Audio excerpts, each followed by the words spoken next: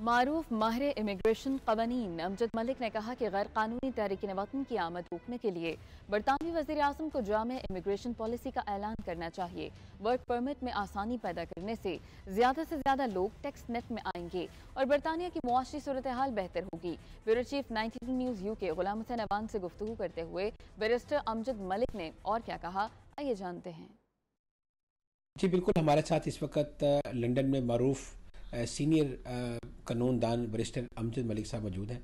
इनसे पूछते हैं कि इस वक्त बरतानिया के अंदर जो गैर कानूनी तौर पर लोग जो है वो आ रहे थे, उनको रोकने के लिए जो है वो बरतानवी हुकूमत हर हद तक जा रही है। यहाँ तक है कि फ्रांस के रास्ते में जो है वो आर्मी को डिप्लॉय कर दिया गया है कि किसी सूरत गैर कानूनी इमिग्रेंट्स जो है वो बरतानिया में दाखिल ना हो सकें। दूसरी तरफ जो लोग असाइलम क्लेम करते हैं उनको रवांडा भेजने का जो प्लान है वो अभी तक जो है वो जारी है और मौजूदा जो होम सेक्रेटरी हैं उनकी भी कोशिश है कि किसी तरीके से इस कानून को जो है वो अमली शक्ल बनाई जा सके। बैरिस्टर अमजद मलिक साहब से पूछते हैं कि ये आर्मी डिप्लॉय करने की आखिर वजह क्या हुई? बहुत शुक्रिया गुलाम हुसैन। मैं समझता हूँ कि बरतानिया में इमिग्रेशन जो है वो हमेशा से ही टैबलॉइड का हिस्सा रहा है।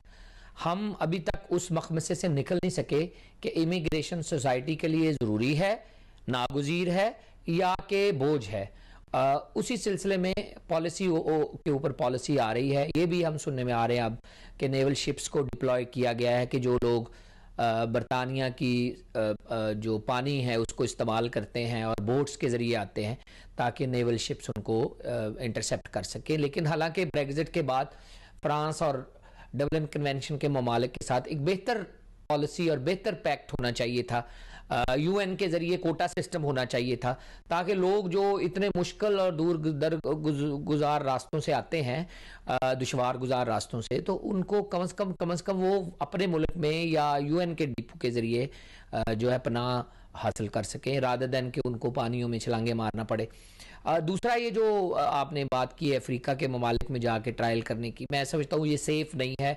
बरतानवी अदालतें, यूरोपियन कोर्ट्स उसके ऊपर अपनी राय दे चुके हैं। मौजूदा जो होम सेक्रेटरी आई हैं वो काफ़ी सख्त है इमिग्रेशन के मामले में, वो भी चाहेंगी कि इसको परसू करें, लेकिन ये डेड एंड होगा। मुझे नहीं लगता कि इंसानी हकूक़ के इदारे, amnesty, human right watch, bar council and law society ये मानेंगे कि आप अपने मुल्क के अंदर आने वाले किसी पनाह गज़ीन का ट्रायल जो है वो आप रवांडा में करें या किसी और मुल्क में करें। ये सेफ़ नहीं है।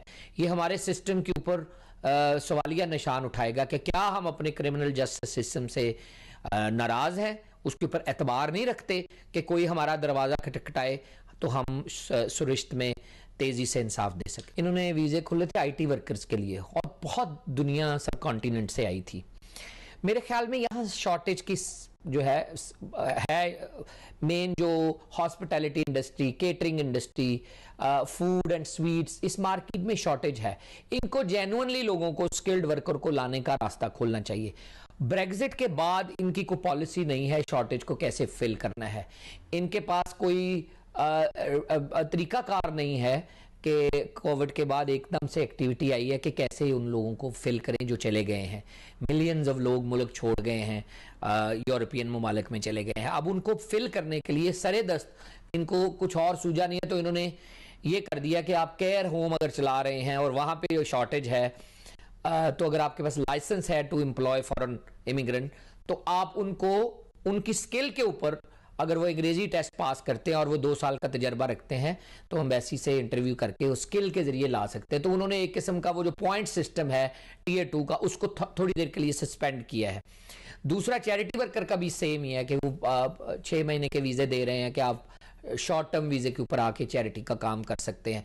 उसके बाद भी अगर चैरिटी के पास लाइसेंस है तो वो आपको चैरिटी वर्कर के तौर पे एम्प्लॉय कर सकती है ताकि आप काम कर सकें। ये वो वीज़ाज़ हैं जो ऑलरेडी सिस्टम में मौजूद हैं। प्रॉब्लम सिर्फ ये है कि केयर इंडस्ट्री में लोग जो है कोविड की वजह से शॉर्टेज है, इस वजह से ये उसको खपाने के लिए थोड़ा रिलैक्सेशन किया कि जो नर्सेज हैं, पैरामेडिक्स हैं, फार्मासिस्ट हैं और वो 2 साल या 3 साल तक काम कर रहे हैं अपने मुल्क में इस इंडस्ट्री में, तो वो बरतानिया का रूट इस्तेमाल कर सकते हैं और केयर इंडस्ट्री में आके काम कर सकते हैं। बोरिस जॉनसन के ऊपर था कि उन्होंने खुद मेयर के तौर पे उसको उठाया था और प्राइम मिनिस्टर के तौर पे भी एक दो दफ़ा बात की थी और उनको इसीलिए हमने 2 दफ़ा ख़त लिखा। लेकिन वो प्राइम मिनिस्टर से भी गए, लेकिन उन्होंने अपने क्लेम या वादे के ऊपर उसको वफा ना किया और एमनेस्टी का ऐलान नहीं किया। मैं अब भी समझता हूँ कि होम सेक्रेटरी जितना मर्जी सख्त रवैया इख्तियार करें, अगर आप ये बरतानिया में रहने वाले जो फैमिलीज़ हैं जिनको आप भेज नहीं रहे, जिनके आप रवांडा में केस चला भी नहीं सकते, जिनके यहाँ डन एंड डस्टेड केसेस हैं, ना वो जा सकते हैं ना रह सकते हैं, स्टेटस भी नहीं है उनके पास, लेट से 5 साल से ज़्यादा लोग रह रहे हैं और उनके बच्चे हैं, 7 साल की तो आपकी ऑलरेडी पॉलिसी है, तो आप उनको 5-5 साल के काम के वीज़े दे दें और वो बाद में इंडेफिनेट ले लें। जिस तरह आपने प्री सेटलमेंट स्टेटस दिया यूरोपियंस को कि आपने जो इधर रह गए हैं उनको 5 साल के वीज़े दिए हैं, वो 5 साल बाद वो परमानेंट क़याम ले लेंगे। इसी तरह 5 साल के काम के वीज़े देने चाहिए।